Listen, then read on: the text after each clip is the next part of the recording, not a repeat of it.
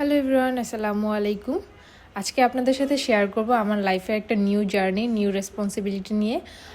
এই তো কিছুদিন আগেই একটা নতুন দায়িত্ব জীবনে চলে আসছে, আর এই গল্পটাই আপনাদের সাথে আজকে এই ভিডিওর মাধ্যমে শেয়ার করব। বরাবরই আমার বিজনেসের প্রতি আলাদা একটা ফ্যাসিনেশন কাজ করতো। সবসময় মনে হতো লাইফে যদি কিছু একটা করি সেটা আমি বিজনেস সেক্টরেই করব।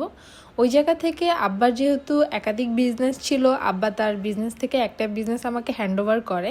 তো আব্বা আমার জন্য নতুন অফিস নেয়, আমি সেটা জানি। আর অফিসটা অনেক সুন্দরভাবে ডেকোরেশন করে। নিউ অফিসের সাথে আমার নিউ রেসপন্সিবিলিটি আর নিউ জার্নিটা শুরু হইলো। তারপর আমাকে নতুন অফিসে ওয়েলকাম জানানোর জন্য খুব ছোট্ট একটা অ্যারেঞ্জমেন্ট ছিল।